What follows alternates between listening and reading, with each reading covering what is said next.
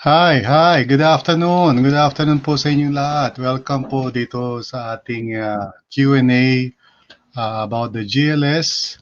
And for the next siguro mga 30 minutes maybe, no? I'd like to just answer some questions na meron kayo including some frequently asked questions regarding the GLS.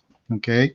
And just comment lang kung may mga questions po kayo about the GLS, whatever comes to your mind. O kaya you can tweet using yung hashtag na uh, GLS Phil, capital letters GLS tapos PHIL20. So GLS Phil 20, makikita nyo sa ticker sa screen. So if you have any questions for me, feel free to just ask them. Okay. All right. So let's get into this conversation now. Um, okay. Right. Wait a second lang po. Okay. Uh,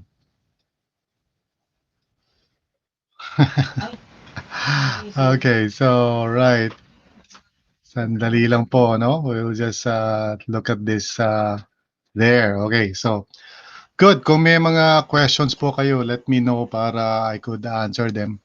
So let me just go through some frequently asked questions sa GLS. And if you want to follow up on any of those questions, feel free to do so. No? Today nga pala, at 6 p.m. ay umpisa na ang youth edition ng GLS Online. So we will be live mamaya at 6 p.m., 6 to 9, and also tomorrow night.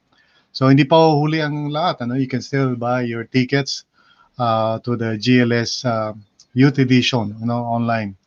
Alam nyo, ang kagandahan sa online talaga is kahit saan kayo naroon, you can actually participate or attend the GLS. Before it was, of course, you have to be physically present in a venue.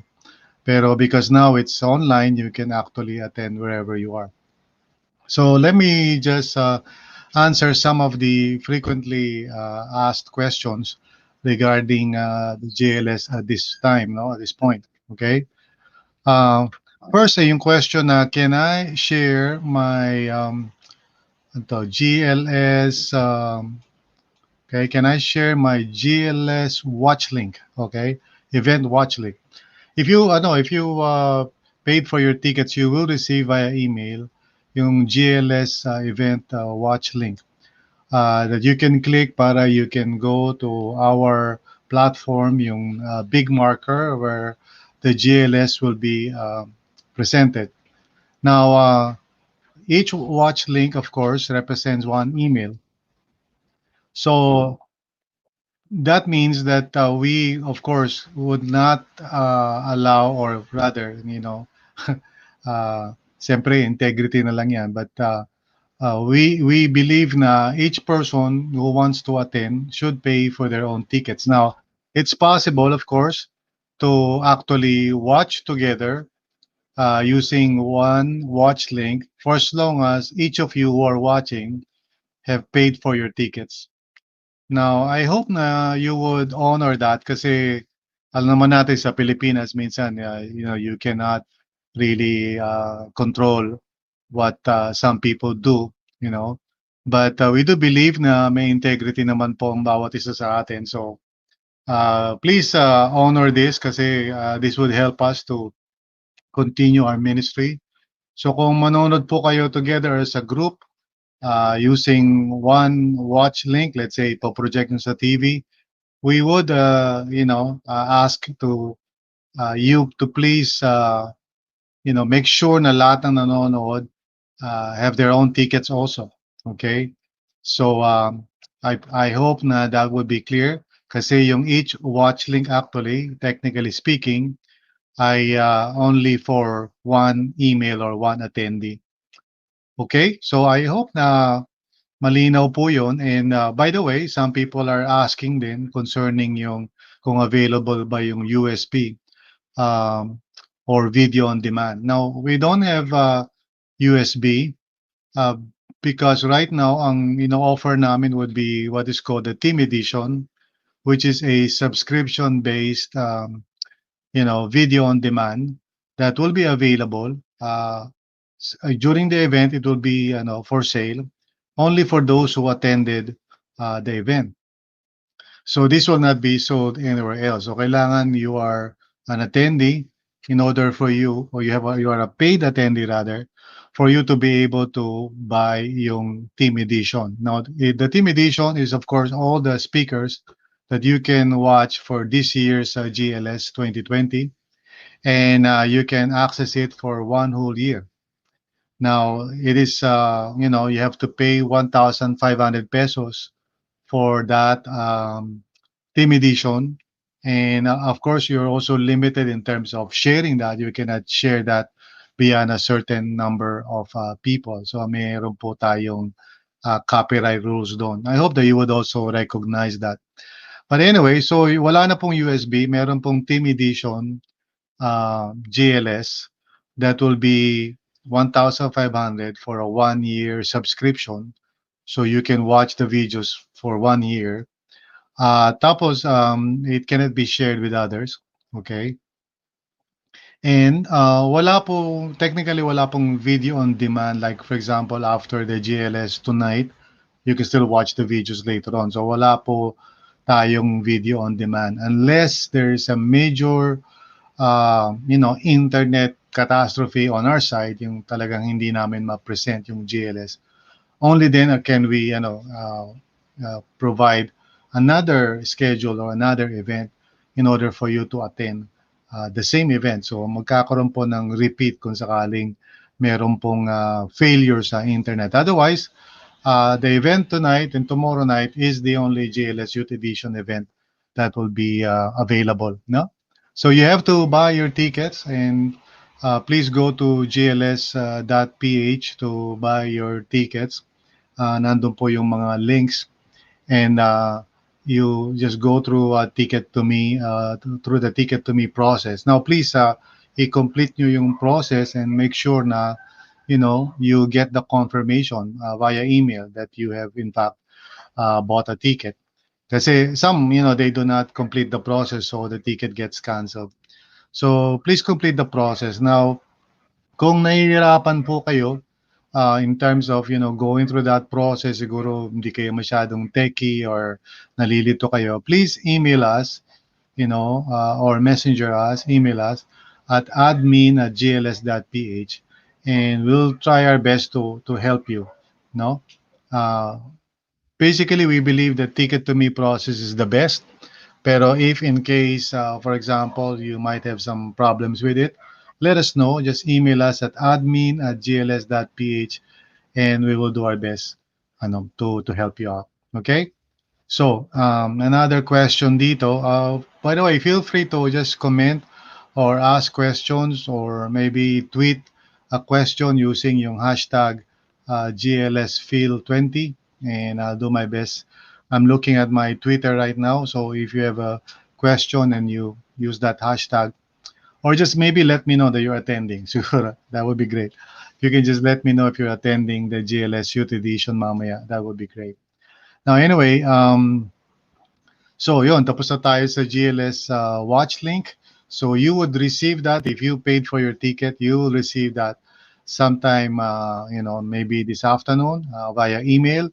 And all you have to do is just click it at 6 p.m. and you will be able to access the GLS Youth Edition.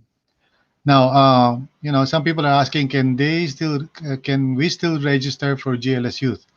Now, of course, yes, you can still register kasi you know, it's wala pa naman yung 6 p.m. so you can register right now.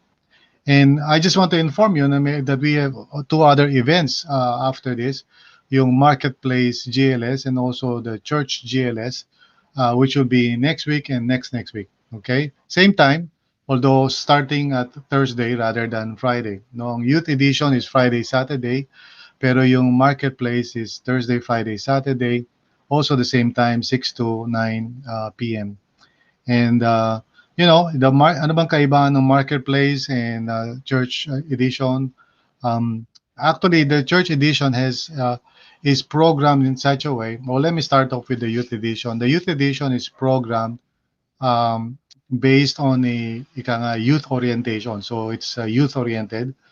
And one person asked me, Pastor, who can attend the youth edition? Well, actually, if you consider yourself a youth, and siyempre hindi naman namin kayo, imbestigahan kung youth ba kayo o hindi. Of course, the youth edition is cheaper. It's only 150 pesos plus 50 pesos processing fee if you're using Ticket to Me. Um, so if you register sa youth edition, you will see a youth-oriented kind of event. All right. Now, kung marketplace yung inyong atenan, the marketplace, of course, is not churchy. It's really just straightforward, uh, you know, summit. And you would be able to experience the summit, minus perhaps yung mga worship, So there would be some Christian music also, but minimal yon. Compared dun sa church leaders edition where we really, have worship and all of that. So depending on your taste or preference, please consider, those three events. So tonight would be the youth edition, basically youth oriented yan. You can attend if you are youth oriented, no? Even if you're older, okay lang naman. And also because it's cheaper, so you might prefer it kasi it's cheaper. It's only 150 pesos plus 50 pesos processing fee if you are buying your ticket via Ticket to Me. Now, if you're registering naman sa marketplace, it's 500, ganun din sa church leaders, plus 50 pesos, no? Per attendee. All right. So, can you still attend, buy tickets for GLS Youth? Of course. Hindi pa naman nag-uumpisa yung GLS Youth. Mamaya pang 6 p.m. yun. Okay? Now, another question here is, can I request a refund or transfer from one GLS to another? Well, hindi po pwede, if you bought a ticket for one GLS, well, that's only good for that GLS. You cannot transfer to another GLS. Okay? So if you want to attend whichever GLS event you want, youth edition, marketplace, or church leaders event, please select carefully and then buy your ticket kasi you cannot uh, refund or transfer yung payment niyo.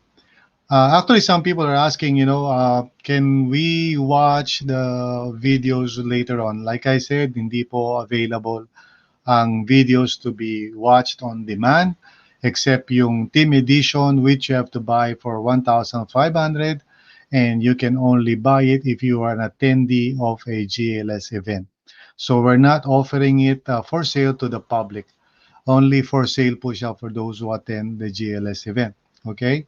So it would defeat the purpose kasi if we sell it to the public. Plus, we have other events coming in the next year sa, hosted by our Baguio director, Dr.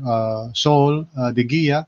And we also have one spearheaded by Pastor Nas Saliva sa Cagayan de Oro, So these are events that will be happening in January, or rather, yeah, next year. So which means that we don't want to preempt that. So for more details about these events, or if there's going to be any other events at GLS, please visit our website. It's gls.ph. gls.ph po yung website. Okay? So, all right, what other questions do we have here? Where can I watch the GLS? So the GLS po is only going to be seen through Big Marker. That is the platform that we use. And so you cannot watch it unless you have a paid ticket. So if somebody shares a link to you, you won't be able to watch it. You won't be able to see it. Okay, kahit na meron kayong link dun sa big marker, you will not be allowed to watch it. So big marker po is a browser-based platform. So which means all you have to do is use your browser, no? Yung ginagamit nyo sa internet. Meron silang app, but we discourage people from using the app kasi medyo buggy pa yung app nila. So we would recommend that you use your laptop or desktop to watch it. Of course, you can um, broadcast it to your television set. That would be great. And remember lang what I said earlier, Now, even though you may have others who can watch, make sure lang po that they also paid for their tickets. And maybe you're saying, paano mo malalaman? Well, actually, hindi ko malalaman. It's just by integrity lang po. No? And I hope and pray na you would honor yung request namin not to watch it as a group using only one watch link. Okay, so you can use po Google or Firefox. Okay, and make sure lang po that you have the updated version of those browsers. Okay, check nyo po yung browser nyo if it is updated. Of course, you can go to the settings to check kung updated ba yung version ninyo because it may not work, no? So, other browsers are possible pero usually we recommend Firefox or Google Chrome. Okay, and as much as possible, do not use the app. May app po kasi yung Big Marker, but it's still buggy and we still encounter problems with it. So we would recommend, of course, that you get the latest version. Okay. Now, what other questions do we have here? If you have comments, do go ahead and just type it in the comment section. By the way, when you are already in Big Marker, if you're watching, we have different chat rooms inside Big Marker. Of course, we have the public room where you can chat, and somebody will chat back with you. We want to be interactive in this summit, so we want you to make comments or ask questions or whatever. So it would be an experience that we would all enjoy together and really grow together doon sa ganong klaseng It's online pero it doesn't mean na parang passive lang tayo. We can actually interact with one another using the chat rooms. So merong public chat room and of course meron din naman what do you call this parang meron ding other chat rooms like tech chat room rather, kung saan if you have tech problems, kung nagkakaroon kayo ng problema, uh, sometimes what you can do is simply refresh the page o kaya, go out of it and then click ulit yung email niyo, yung watch link niyo to go in again. Some of the parang initial, you know, um, tawag dito, parang way of solving the problem. Otherwise, you can, of course, communicate. If ever something really bad happens, hindi kayo maka-connect, please communicate with us via email or messenger and we'll see what we can do, no? But if you post something, let's say nasa loob kayo ng Big Marker and you post dun sa tech chat room, somebody will answer you and help you out sa technical problem that you might have, no? And ang Big Marker ay merong testing, parang when you go in, there's going to be a test of your system. Big Marker is programmed to test your system. So you would know whether, compatible ba, workable ba yung inyong device or laptop or desktop and yung internet nyo ba is okay. So the Big Marker software will actually test your system before you can go in. All right. So regarding your internet connection, we do recommend para hindi kayo mahirapan at least 2 Mbps, which is of course mababa lang naman yan. So 2 Mbps. So if you have 5 Mbps, going up, you will not have any problems actually. You'll be able to watch it easily.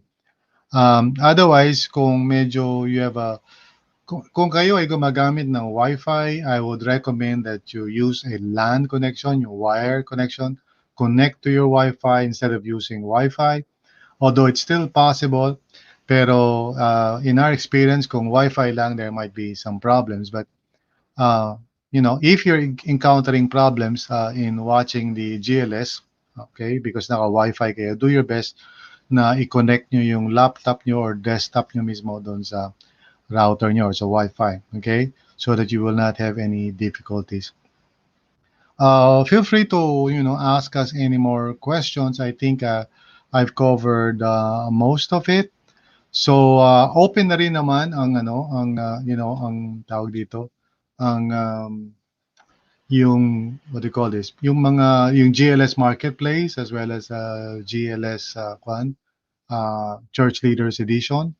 You can go to gls.ph to check it out. You can buy tickets there para ready na kayo for those events. Again, next week yan, yung marketplace is next week. Thursday, Friday, Saturday. So November 12, 13, 14, if I'm not mistaken. Let me check my calendar here. Okay. Um, right. Yeah. So 12, 13, 14 next week. So that's 6 to 9 p.m. then. And then yung church leaders version naman is 19, 20, 21. Also from 6 to 9 p.m. So 3 nights yon. Yung youth edition is only 2 nights. All right. So I hope you can attend the GLS, and it's going to be exciting. Looking forward actually to experiencing this parang unique GLS. This is new for all of us, but by God's grace, we hope that it will be an exciting and fulfilling event for all of you. So feel free to let us know if you have questions po. So you can tweet us using yung hashtag na GLSPHIL20 or GLSPhil20.